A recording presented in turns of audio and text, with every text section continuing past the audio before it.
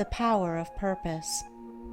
Dispersion is weakness, concentration is power.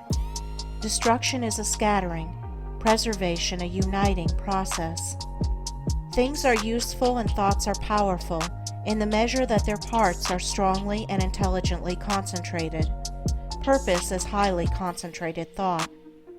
All the mental energies are directed to the attainment of an object, and obstacles which intervene between the thinker and the object are, one after another, broken down and overcome.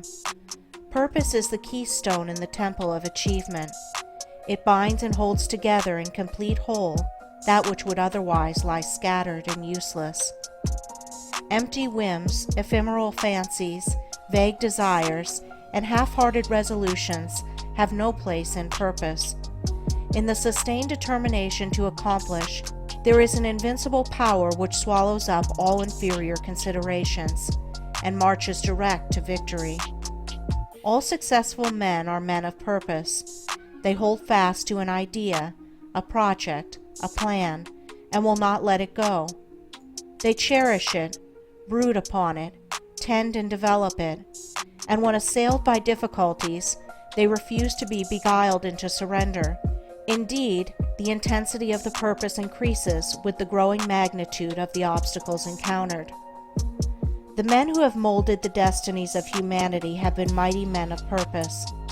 Like the Roman laying his road, they have followed along a well-defined path and have refused to swerve aside even when torture and death confronted them.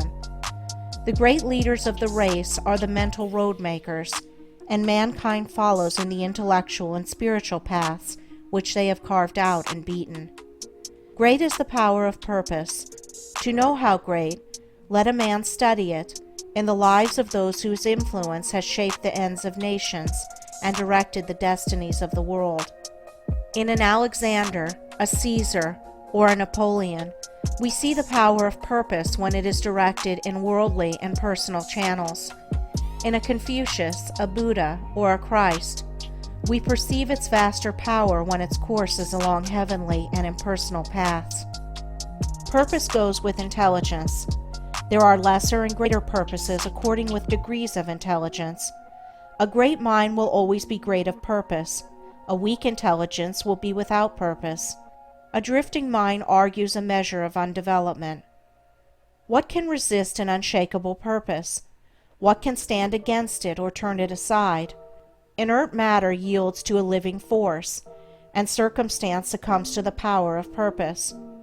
Truly the man of unlawful purpose will, in achieving his ends, destroy himself. But the man of good and lawful purpose cannot fail.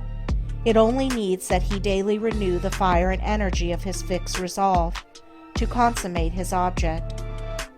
The weak man, who grieves because he is misunderstood, will not greatly achieve. The vain man, who steps aside from his resolve in order to please others and gain their approbation, will not highly achieve. The double-minded man, who thinks to compromise his purpose, will fail. The man of fixed purpose who, whether misunderstandings and foul accusations, or flatteries and fair promises, rain upon him, does not yield a fraction of his resolve, is the man of excellence and achievement, of success, greatness, power.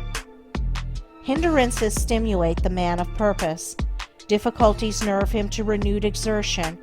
Mistakes, losses, pains do not subdue him, and failures are steps in the ladder of success, for he is ever conscious of the certainty of final achievement. All things at last yield to the silent, irresistible, all-conquering energy of purpose. Out of the night that covers me, black as the pit from pole to pole, I thank whatever gods may be for my unconquerable soul. In the fell clutch of circumstance, I have not whined nor cried aloud. Under the bludgeoning of chance, my head is bloody but unbowed. It matters not how strait the gate, how charged with punishment the scroll.